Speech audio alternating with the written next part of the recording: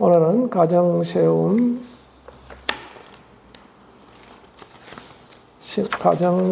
세움 넷째 마지막 시간입니다. 하나님은 가정을 굉장히 소중히 여깁니다. 우리는 가정을 절대 함부로 생각하고 쉽게 생각하면 안 됩니다. 항상 우리 가정에, 그렇기 때문에 우리 가정의 주님은 항상 관심이 많아요. 그래서 하나님의 관심이 있는 이곳, 또 하나님의 관심이 있는 가정, 즉 하나님의 관심이 있는 교회, 하나님의 관심이 있는 가정, 우리가 잘 살피고 바로 세워지도록 하는 그런 노력과 기도가 필요합니다. 그래서 오늘 하나님께서 이스라엘 백성들에게 전체로 율법을 주었지만은 그 율법이 각 가정에서 어떻게 이루어지고 지켜져야 되는가라는 것을 여기서 말씀하고 있습니다. 2절에 보면 너와 내 아들과 내 손자들이 평생에 내 하나님 여호와를 경외하며 내가 너희에게 명한 그 모든 규례와 명령을 지키게 하기 위한 것이다. 하나님께서 명령과 규례와 법도를 주고서 너희들이 차지할 그 땅에 들어가서 너와 내 아들과 내 손자들이 지켜야 할 것이다. 이 말은 이 가정이란 말이죠. 이 가정에서 이게 잘 지켜져야 된다. 그 가정들이 합쳐서 이스라엘의 총회를 이루는 겁니다. 그래서 이 가정들에게 이스라엘 전체에 주었지만 그건 세부적으로 실천해야 될 사항이 어디냐면은 가정이다 이 말입니다. 그래서 너와 내 아들과 내 손자들이 언제까지? 평생에. 그러면 손자 3대에 지나면 끝인가? 그것이 아니라 항상 진행형이죠. 그죠?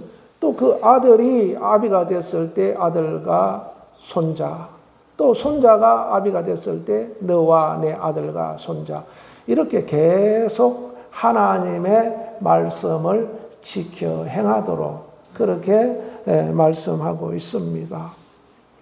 그래서 여기서 우리가 이제 이스라엘 전체에게 준 것은 계명이죠. 계명. 또 다른 말로 하면 율례, 법도라 이렇게 말하는데 이것은 이제 한마디로 말하면 율법이라 이렇게 말합니다. 그래서 여기서는 명령과 규례와 법도다 이렇게 말씀하고 있습니다. 하나님이 우리 가정에게 명령을 주셨다. 하나님이 우리 가정에 규례를 주셨다. 하나님이 우리 가정에 법도를 주셨다. 이렇게 이해를 하면 됩니다. 그래서 이 명령은 바로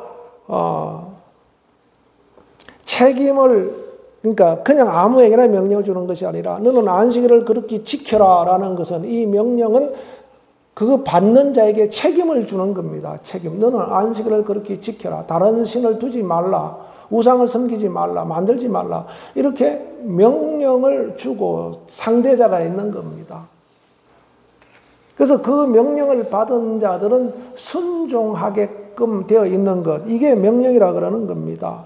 그래서 그 명령을 받은 자들은 그냥 아무런 신분상 어떤 지위가 없는 것이 아니라 그들에게 지위를 주는 겁니다. 이스라엘에게는 무슨 지위를 주냐면 하나님의 백성이다라는, 하나님의 백성이다. 하나님의 백성이라는 지위를 주고 그들에게 계명을 주어서 잘 지켜 행해라. 이렇게 주신 것이 바로 명령입니다. 그래서 그 명령을 통해서 하나님과 이스라엘 사이가 결속이 되는 겁니다. 오늘날 우리에게 하나님께서 우리 그리스도인들에게 명령을 하셨어요. 명령을 하신 것 있습니다.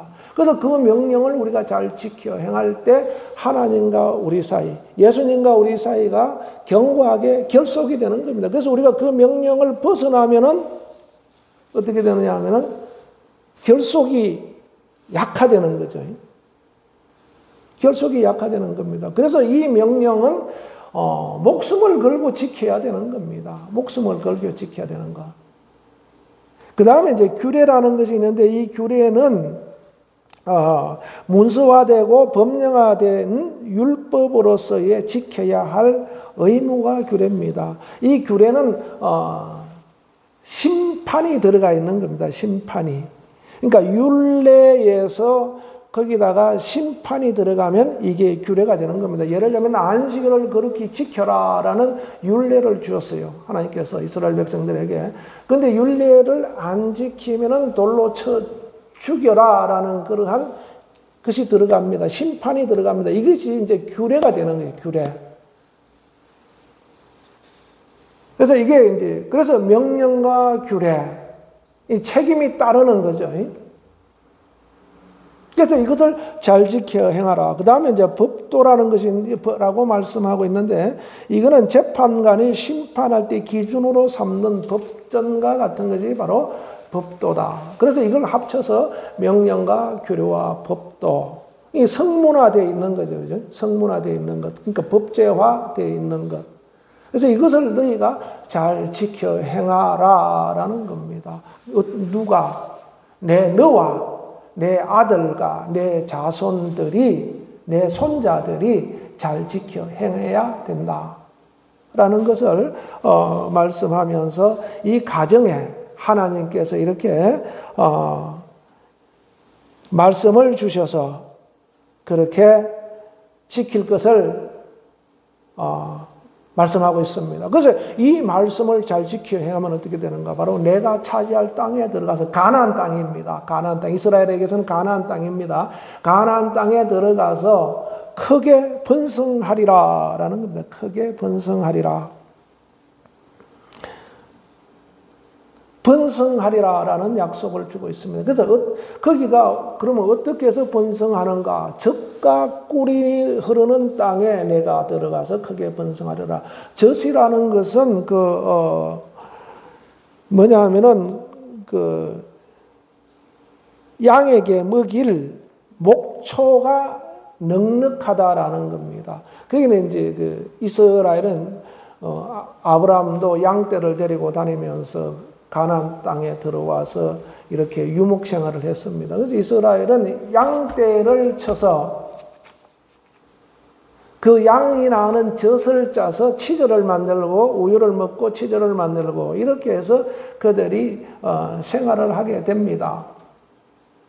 그래서 젖과 꿀이 흐른다라는 것은 꿀은 바로 이 양들이 먹는 초목의 근원이 되는 그 꽃을 많이 피울 수 있도록 해준다라는 겁니다. 꽃을 많이 피면 초목이 무성하니까 거기서 벌들이 가서 그 꽃에 꿀을 따다가 먹으니까 결국은 양들이 먹을 목초도 풍성하다라는 것을 말씀하고 있는 겁니다. 그래서 만일에 초목이 없으면 벌이 아무리 많아도 그것을 벌떼가 번성할 수가 없죠. 초목이 번성하지 못하니까 어떻게 됩니까? 양떼를 제대로 키울 수 없기 때문에 꿀이 젖을 짤 수가 없죠. 그죠? 그래서 이게 같이 가는 겁니다. 그래서 젖과 꿀이 흐르는 땅에 들어가서 즉 생활하는데 부족함이 없도록 넉넉해서 뭐냐면 번성하리라라는 겁니다. 번성하리라. 그래서 하나님의 말씀을 잘 지켜야 하면은 번성하리라라는 것을 말씀하고 있습니다. 그래서 거기서 내 날이 장구하게 될 것이다라고 이렇게 말씀하고 있습니다. 할렐루야. 그래서 이렇게 하나님께서 명령과 규례와 법도를 주고서 관심을 가지고 있는 가정들이 어떻게 되는가? 바로 하나님을 사랑해야 된다라고 이렇게 말씀을 하고 있습니다. 하나님을 사랑해라. 그런데 내 하나님 여호와를 사랑하라라고 말씀하는데 이 사랑하라라는 것은 하나님께 집중하라라는 겁니다. 하나님께 집중하라. 이게 우리가 사람들이 관심이 떨어지면 어떻게 되면 사랑이 떨어지면 관심이 떨어져요. 부부지간에도 마찬가지입니다. 사랑이 떨어지면 서로 관심이 멀어집니다. 그래서 아내는 남편이 뭐 하는지도 잘 몰라요. 남편은 아내가 뭐 하는지 잘 몰라요. 어떤 사정이 있고 어떤 일을 하는지 어떤 상태에 있는지 몸이 아파도 아픈지 안 아픈지 좋은 일이 있어도 좋은 일이 있는지 없는지 서로 관심이 없습니다. 이 사랑이 식어지면 그래요. 근데 부부가 서로 사랑하면은 이 사람이 어떤 상태에 있고 어떤 생각을 하고 어떤 마음을 가지고 살아가고 있고 서로 이를 위해서 서로 잘 알게 되죠. 그죠? 그래서 우리가 하나님을 사랑하는 것은 바로 우리가 하나님의 사정을 잘 아는 것이다라는 겁니다. 하나님을 사랑하지 않으면 하나님의 사정을 생각지도 않고 알려고 하지도 않고 알지도 못해요. 그래서 한결같이 주님께서 계명을 주시고 예수님께서 오셔서 또 말씀하신 것이 뭐냐 하면은 하나님을 사랑하라. 너희는 마음을 다하고 힘을 다하고 뜻을 다하여 목숨을 다하여 하나님을 사랑하라.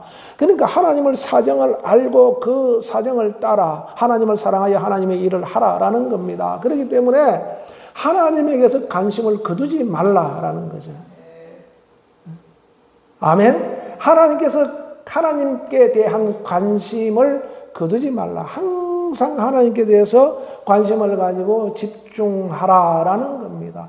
그래서 여러분들 하나님을 사랑하지 않는다라는 것은 집중도가 떨어지게 되고 집중도가 떨어지면 결국 하나님과 관계가 멀어지게 되어 있습니다. 이스라엘 백성들이 하나님께 집중하지 않을 때 그들은 굉장히 타락했어요. 우상을 섬기고 하나님 앞에 제대로 절기도 지키지 아니하고 자기 마음대로 행동합니다. 왕부터 제사장도 타락하고 왕도 타락하고 선지자도 별로 제대로 말하지 않고 거짓 선지자가 나타나고 이렇게 됩니다. 그러니까 그들에게는 비전이 없어요. 하나님과의 관계가 제대로 설정이 되고 하나님께 집중할 때 우리는 하나님께서 주시는 그 비전을 발견하고 그 비전을 따라 우리가 가게 되는데 이스라엘 백성들에게는 하나님으로부터 이 관심을 받지 못하게 되죠. 하나님께 관심을 끊으니까 하나님께로부터 관심을 받지 못하니까 그들에게는 비전이 없는 겁니다. 그러니까 어떻게 됩니까? 부동산 투기하고 농사질 논밭 늘리고 양떼 늘리고 집 좋은 거 짓고 요즘 말하면 그런 게 부동산 투기 돈 버는 것 이런 데만 관심이 있는 거예요. 실제로 이스라엘도 그래서 이사야서에 그렇게 말씀하고 있습니다. 가옥에 가옥을 더한다는 겁니다. 막 집 짓는 데 혈안이 되어 있는 거예요. 우리가 어떻게 하면 더 좋은 집을 더 살기 좋은 집을 지을까? 우리나라도 지금 보세요. 집들이 얼마나 잘 짓습니까? 얼마나 모든 것이 편리하게 다 잘 되어 있습니까? 그런데 하나님에 대해서는 관심이 없다 이 말입니다. 그러니까 점점 주님이 보여주신 비전을 따라가는 것이 아니라 자기들의 욕심을 채우기 위한 그 헛된 꿈을 쫓아가게 되는 겁니다.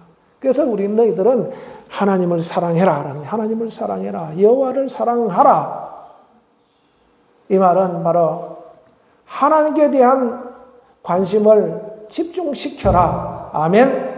우리가 세상에 살고 있지만은 하나님께 대한 관심을 집중시켜야 됩니다. 그러면서 말씀을 마음에 새기라 그렇게 말씀하고 있습니다. 6절에 너는 오늘 내가 내게 명하는 이 말씀을 너는 마음에 새기고 이렇게 말씀하고 있죠. 이 마음에 새기고 말씀을 마음에 새기고 그것을 자녀들에게 부지런히 가르쳐라 라는 겁니다. 부지런히 가르쳐라. 말씀을 마음에 새기라 라는 것은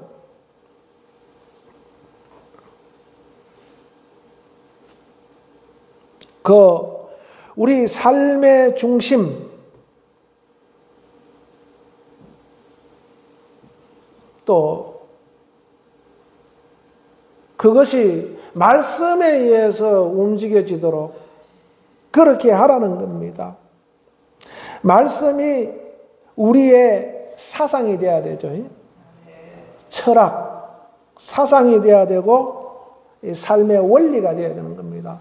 그래서 말씀이 빠져버리면 어떻게 됩니까? 사람들은 세상의 어떤 지식, 또 철학 이런 걸 가지고서 자신의 사상, 그것이 뭐 어떤 사람은 보수, 어떤 사람은 진보, 어떤 사람은 종교적인 어떤 신념 이런 것으로 나타납니다. 그런데 우리는 그거 다 빼버리고 뭘 넣습니까? 주님의 말씀을 마음에 새기는 겁니다. 그래서 그 말씀이 우리의 철학이 되는 거죠.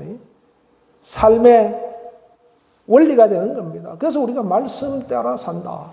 우리가 예수 닮는 삶을 산다. 이 말이 다른 말로 하면은 말씀을 마음에 새기고 산다라는 것과 같은 말입니다.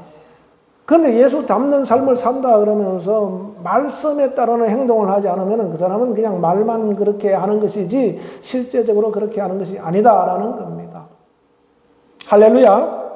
그래서 말씀을 마음에 새기라라는 것은 말씀 중심의 삶을 사는 그러한 삶을 사는 수 있도록 해주는 것을 해야 되기 때문에 그렇게 말씀하고 있는 겁니다. 그래서 우리의 삶의 모든 기준은 말씀이죠. 내 생각의 중심도 항상 말씀입니다. 그래서 어떤 말을 해도 말씀에 근거해서 말이 나오고 말씀에 근거해서 행동이 나오게 되어 있어요. 그렇게 되는 것이 바로 말씀을 마음에 새긴 자다라는 겁니다. 그래서 이것을 나만 그렇게 하는 것이 아니라 자녀들에게, 손자들에게 부지런히 가르쳐라. 아멘. 부지런히 가르쳐라. 그럼 어떻게 부지런히 가르치는가? 집에 앉아 있을 때, 또 길을 갈 때, 자고 일어날 때, 여기 이제 누웠을 때든지 일어날 때든지 이 말이죠. 그죠? 자기 전에 가르치고 일어날 때 또 가르치고 우리가 아이들을 이제 키울 때 보면은 자기 전에 기도해 줍니다. 일어날 때 또 일어나면 안고 기도해 줍니다. 이런 것이 바로 잘 때든지 일어날 때든지 누웠을 때든지 일어날 때든지 또 집에 앉아 있을 때든지 우리가 밥 먹을 때 앉아서 기도하는 거 이런 것들도 다 바로 신앙의 교육이 되는 겁니다. 길을 갈 때에도 어디 다닐 때도 항상 기도하고 다니고 이런 것을 부모들이 가르쳐야 돼요. 자녀들에게, 손자들에게 가르쳐야 됩니다. 그게 훈련이라, 다른 말로 하면 훈련이죠. 훈련. 가르치는 것은 훈련입니다. 그냥 지식을 전달하는 것이 아니라 훈련과 더불어 간다. 훈련이 되도록. 그러면 내가 그것이 훈련이 될 때 아들에게 훈련시킬 수 있고 아들이 또 손자에게 그렇게 훈련시킬 수 있는 것입니다. 그 다음에 문설주에 기록하고 또 바깥문에 기록하라라고 이렇게 말하고 있죠. 그죠? 문설주에 기록하고 바깥문에 기록해라. 문설주라는 것은 집 안에 있는 그 문에 있는 기둥이고 바깥문은 우리나라에는 옛날에는 문패를 달았죠. 그죠? 문패. 요즘은 이제 거의 문패를 안 다는데 지금도 옛날 집에 문패를 달기도 합니다. 그래서 그 문패 단 옆에다가 하나님의 말씀을 새겨 놓으라는 겁니다.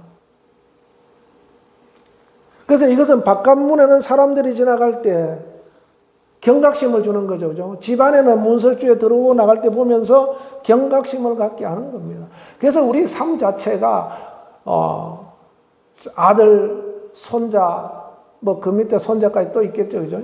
항상 하나님 중심의 삶을 살도록 말씀을 떠나지 아니하도록 그렇게 살게 하도록 하는 겁니다. 이것은 하나님께서 약속하신 복을 너희가 받아라라는 겁니다. 받아라.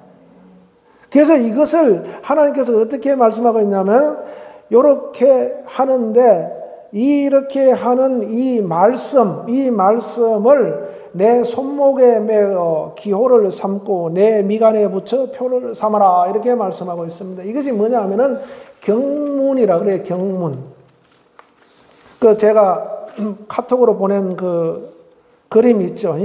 그림에 보면은 까만 거 두 개 이제 그 글자 쓰여 있는 것이 있는데 그게 뭐냐 하면은 오른쪽에 있는 게 테필린, 위에 글자가 테필린이라는 글자입니다. 테필린 셀 로시.